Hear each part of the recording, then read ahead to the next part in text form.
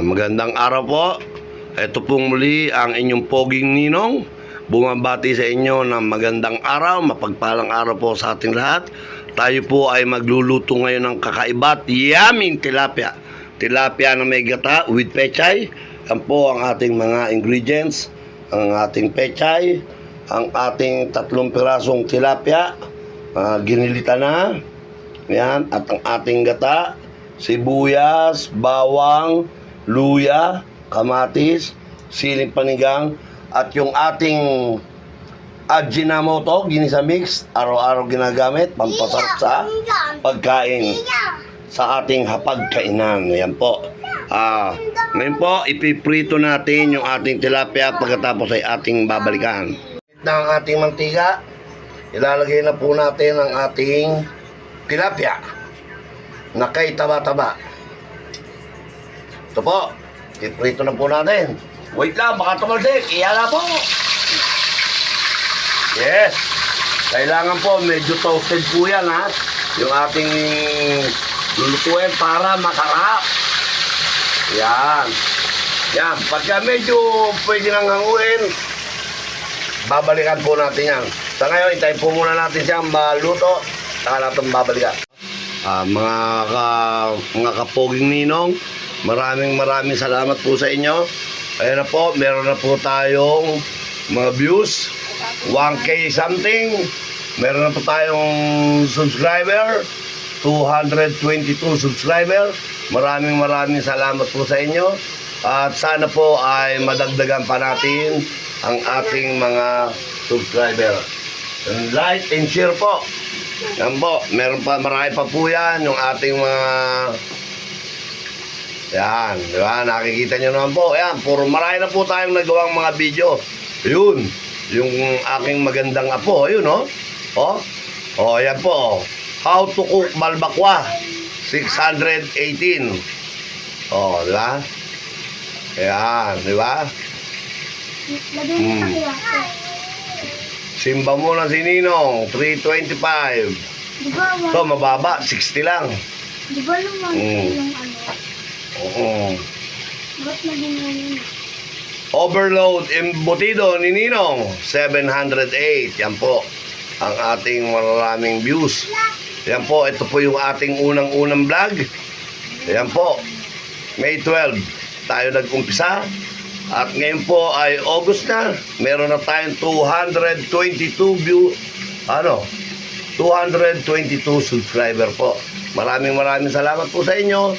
Sa mga hindi pa nagsusubscribe, nag-like and share, please naman po, pahingi naman po. Ayan po. Maganda na yung ating kabilang side ng ating tilapia. Mamaya po ay hahanguin natin yan at ilalagay pa natin ang ating isang tilapia. At pagkatapos sisimulan na po natin na maggisa ng kanyang sauce. Opo, yun po ang kanyang sauce, yung ating gata. Yummy po yan, ang sarap po yan talaga. Natikman ko na po yan sa kapitbahay, kaya ginaya po natin. Okay po, maraming salamat. Shout out po kay Pres Oning Palmario, paring Unay Olaira na mga kasama ko kagabi, at ang aking inaanak na hindi ako iniwanan kahit hindi umiinom, akong inaanak kong si Rogelio Razon. Pasensya na, inaanak ako, nagkaka-mental block ng ninong. Opo, yan. Sa mga kasamahan natin, magandang araw po, shout out po sa inyo. Babalikan po natin yan.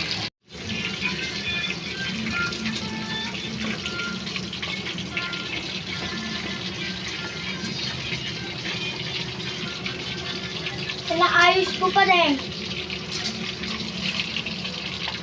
Say hi. No!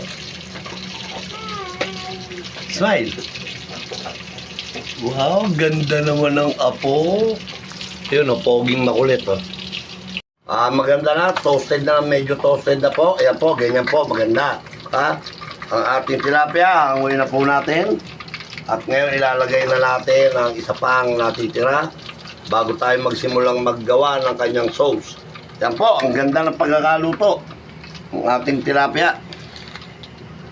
Ngayon, the same din po, same procedure din po. Yan. Ganun din po. At tapos, mamaya, babalikan din po natin yan para sa atin. At binabati ko rin po ang ating bagong subscriber at nag-like and share, si Jonah Galupo ng Villanueva Compound ng Oro. Binabati kita. Shoutout sa iyo, Jonah. Sana ilakad mo ko sa mga kaibigan mo. Salamat po. Hinihintay na lang po nating maluto ang ating isang tilapia at magagawa na tayo ng kanyang sauce. At mag-commercial po tayo ng isang magandang mensahe para sa ating mga sarili at sa ating mga kaibigan. Kapag sinisira ka, huwag mong patulan kasi hindi naman pagkatao mo ang pinapakilala mo sa kanila, kundi masamang pag-uugali nila ang nakikilala. Kaya pag sinisiraan tayo, hayaan lang natin. Hindi nila alam, yung naninira, sila ang nasisira. Pinakikilala nila ang masamang ugali nila. Kaya mga kasama, love your life. Maraming salamat sa ating lahat. God bless po. Yan, malapit na po siyang maluto. Tingnan po natin. O yun, medyo konting-konting na lang, konti. Hindi pa mapula. Okay po. Yan. Babalikan po natin yan. Tilapia. At ngayon, magigisa na po tayo. Unahin po natin ang ating sibuyas. Yan. At hindi na po tayo nagpalit ng kawali Binawasan lang po natin, inalis natin yung ibang mantika.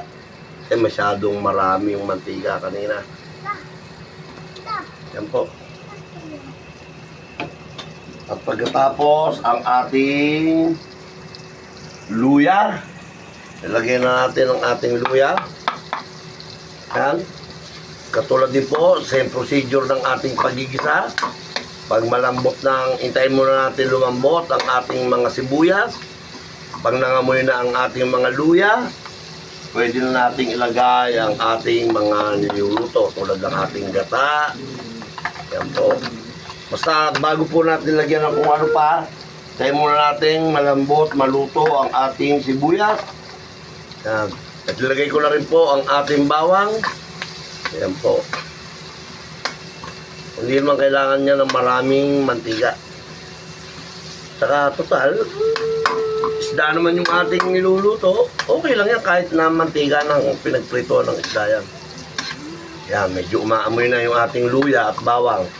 Hayaan lang po muna natin, Hindi pa nag-ano yung ating bawang. Yan. Tapos, sama natin ang ating, pagka medyo, na sila, sasama natin ang ating tomato. Ang kailangan po niyan, yung ating tomato, liligisin po natin yan. Yan. Teka, mag-gloves po tayo, baka po tayo mapasok. Yan. Para may power sa pagligis. Yan, palambutin muna natin, halu-haluin muna natin, para maluto, lumambot yung ating kamatis. Sako, mga kaninong, mga kapoging ninong, ang sarap nito. Subukan nyo po. Yan, yan, ganyan yung dapat napipisa yung ating kamatis. Paring Ray Lamar, magpagaling ka. Sana minom ka ng antibiotic para mawala na yung maga ng iyong ipin.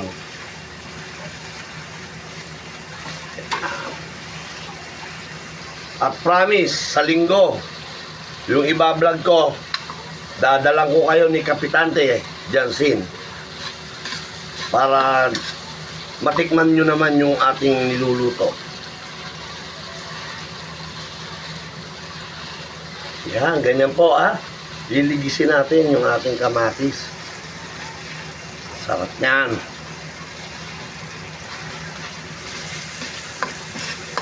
Yan. Yan, lahat. Yan, pisang-pisa. Yan.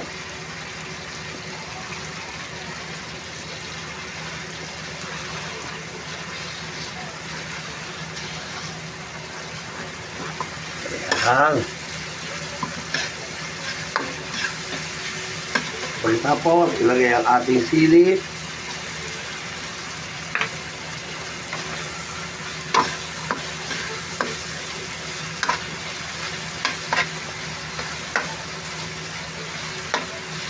Yan na, gisang-gisa na po siya.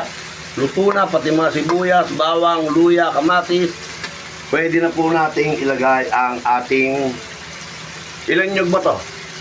Isang nyog na medyo malaki po. Ayan po, nakita nyo naman. Ang ating gata. O, lalagay na po natin yan. Yan, ang tunay na malapot. Hindi katulad nung nagluto tayo ng kuhol. Naku, ang labnaw nung nabili ni Mrs. noon. Siyempre, lalagyan natin ng konting tubig para nabugasan yung ating gata. Yan. Yan.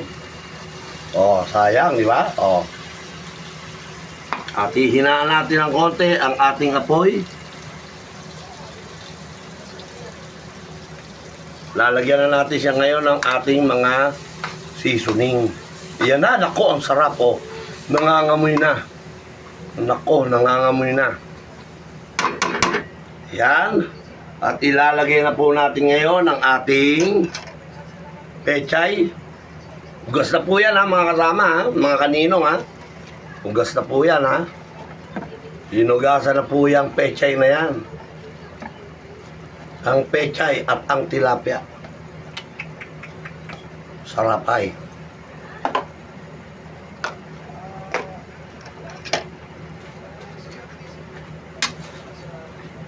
Yan. Takban natin para maluto agad ang ating pechay. Yan. Ay, medyo maganda na po. Lalagyan na po natin siya ng ating mga seasoning. Ito po ang ating Nor hipon cubes. Ayan po, hipon cubes. Lalagyan po natin.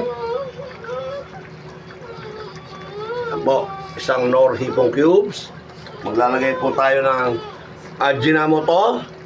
Ang pampasarap lagi sa ating hapagkainan. Baka naman. At ang ating lalagyan po natin siya ng konting suka dahil yan po ang ating gagamitin pang preservative po natin yan. Para hindi po agad mapanis. Kasi alam nyo naman po, alam natin lahat na ang gata ay mabilis mapanis. At lalagyan din po natin ng fish sauce, ang ating patis. Yan po. At ngayon, haluin natin ng konti. Ayan, para mag-mix. Ayan po. Maganda na yung ating gata. Diba? Diba po? Diba po? Ayan, ang sarap. Naku po. Sigurado. Ubos ang lamig na kanin. Mga bahaw. Walang matitira. Extra rice. Lagi extra rice ba? Ayan. Pwede na po nating ilagay ang ating mga tilapia sa ibabaw ng pichay. Oh. Yan. Yan. Yan. Yan po. Pagkatapos, siyempre po, ano natin siya ng ating yan, ng ating gata para pasukin yan. Yan.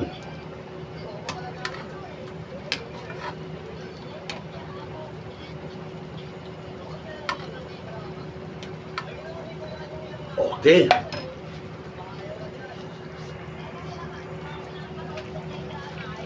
Yan po. Ang ating finished cooking. Ready to serve na po yan. Yan po. Yan na po ang ating finished cooking. Maraming salamat po sa lahat po ng mga nanonood at sa mga hindi pa nagla-like and share, please naman po. Pwede na po natin yan ilagay sa ating serving bowl para po tayo ay kumain na. Tanghalian na po. Ang oras po ay 11:46 na po. Opo. Sakto na po para sa tanghalian. Maraming salamat po sa mga kaninong at sa ating mga kaibigan, sa ating kaibigan Amadito Ding Bechong. Salamat sa inyo at sa lahat ng mga kaibigan natin, sa lahat na may birthday. Adrian Samson, Sir Archie Sibayan, maraming salamat at happy birthday sa inyong lahat po.